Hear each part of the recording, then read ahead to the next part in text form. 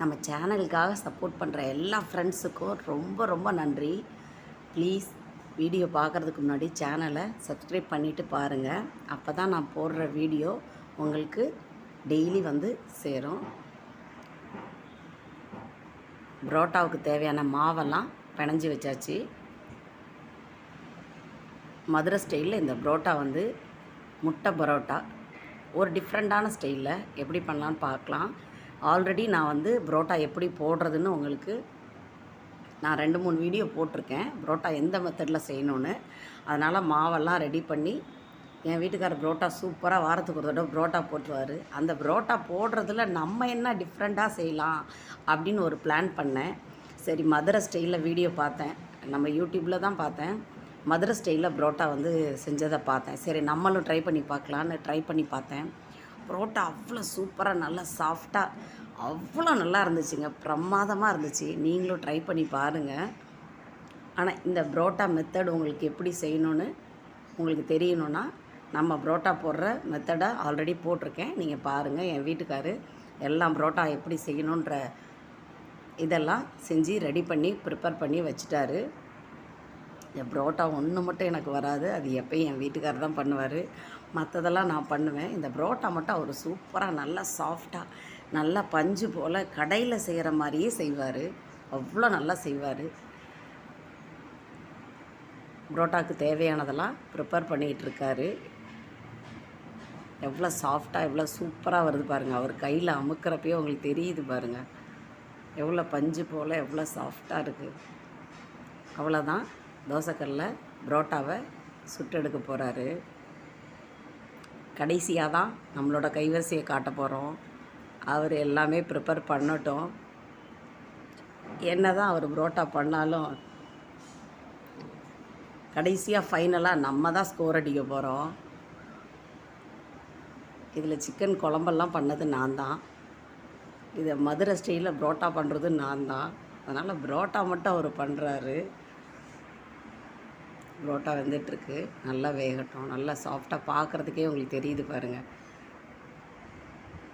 நல்லா கடையில் செய்கிற மாதிரியே நல்லா சாஃப்டாக சூப்பராக வரும். அவர் செய்கிறது நல்லா வரும். எப்படி இருக்குது பாருங்கள் பார்க்குறதுக்கே. நம்ம கடையில் வாங்கி சாப்பிட்றதோட நம்ம வீட்டில் வாரத்துக்கு ஒரு தடவை, குழந்தைங்க வாரத்துக்கு ஒரு தடவை தான் புரோட்டா கேட்பாங்க நம்மள்கிட்ட. அதனால் வாரத்துக்கு ஒரு தடவை நீங்கள் இது மாதிரி பண்ணிங்கன்னா குழந்தைங்களுக்கும் உடம்புக்கு ஆரோக்கியம், நம்மளுக்கும் நல்லது. நிறைய சாப்பிட்லாம். நீங்கள் கடையில் வந்து சாப்பிட்றத விட நிறைய சாப்பிட்லாம். ஒரு பாத்திரத்தில் 2 முட்டை உடைச்சி ஊற்றிக்கலாம். மதுரை ஸ்டைலில் முட்டை பரோட்டா செய்யலாம். அதுக்கு 2 முட்டையை உடைச்சி இது மாதிரி ஊற்றிக்கலாம். நம்ம ஊர்லெல்லாம் முட்டை பரோட்டானா முட்டையை கொத்து செய்வாங்க.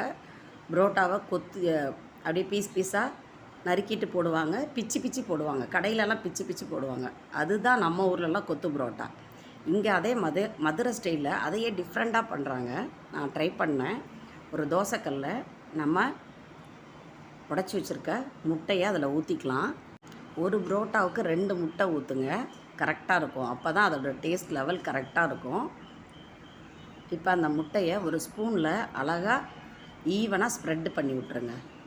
நல்லா ஈவனாக இது மாதிரி முட்டையை அந்த மஞ்சக்கருவை நல்லா இது மாதிரி கலக்கி விட்ருங்க. நல்லா ரவுண்ட் ஷேப்பில் அழகாக கலக்கி விட்ருங்க. அதுக்கப்புறம் அது மேலே அழகாக பெப்பர் தூவிக்கோங்க. முட்டைக்கு மேலே நல்லா அழகாக பெப்பர் தூவிக்கோங்க. பெப்பர் சால்ட் 2 கலந்து வச்சுருக்கேன், அதை தூவிக்கலாம். அது மேலே நான் ரெடி பண்ணி வச்சுருக்க கோழி குருமா, கோழி குழம்பு, மட்டன் குழம்பு, கோழி குருமா, மட்டன் குருமா எல்லாமே நல்லா டேஸ்ட்டாக இருக்கும். அது 2 கரண்டி ஊற்றிக்கோங்க, அது மேலே ஊற்றிக்கோங்க.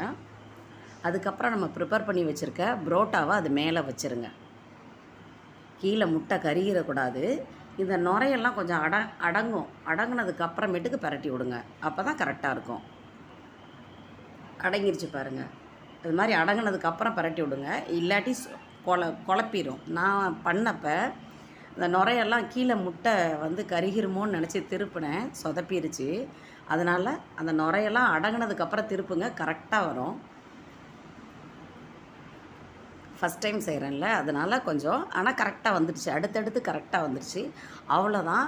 நீங்கள் நல்லா 2 சைடும் நல்லா பெரட்டி, ஏன்னா உள்ளே இருக்க முட்டை வேகணும். அதுக்காக கொஞ்சம் நல்லா கரண்டியில் இப்படி அமுக்கி அமுக்கி விடுங்க. அப்போ தான் அந்த மஞ்சள் கருவெலாம் நல்லா வேகும். அவ்வளோதான். முட்டை பரோட்டா மதுரை ஸ்டைலில் சூப்பராக ரெடி ஆயிடுச்சு. நீங்களும் ட்ரை பண்ணி பாருங்கள்.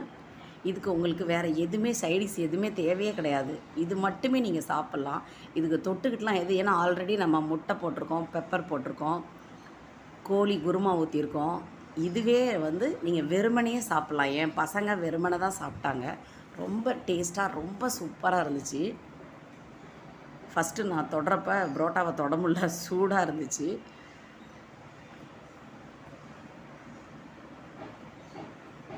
எவ்வளோ சாஃப்டாக எவ்வளோ சூப்பராக வந்திருக்கு பாருங்கள். நல்லா சாஃப்டாக, ஏன்னா நம்ம முட்டை போட்டிருக்கோம், அதுலேயே கோழி குருமா ஊற்றிருக்கோம். அதனால் புரோட்டா வந்து சாப்பிட்றப்ப உங்களுக்கு எப்பயும் புரோட்டா சாப்பிட்றப்ப கொஞ்சம் நம்மளுக்கு இதாக இருக்கும். இது மாதிரி டைமில் உங்களுக்கு ரொம்ப சாஃப்டாக சூப்பராக இருந்துச்சு. மதுரை ஸ்டைலில் முட்டை பரோட்டா சூப்பராக இருந்துச்சு. நான் ட்ரை பண்ணேன், நீங்களும் ட்ரை பண்ண பாருங்கள். இதில் ஏதாவது மிஸ்டேக் இருந்தால் நீங்கள் இந்த மிஸ்டேக் பண்ணியிருக்கீங்க அப்படின்னு தாராளமாக சொல்லுங்கள். தேங்க்யூ ஃப்ரெண்ட்ஸ், தேங்க்யூ ஃபார் வாட்சிங். இந்த வீடியோ பிடிச்சிருந்துச்சின்னா லைக் பண்ணுங்கள், ஷேர் பண்ணுங்கள், கமெண்ட் பண்ணுங்கள். மறக்காமல் சப்ஸ்கிரைப் பண்ணிடுங்க. Thank you friends.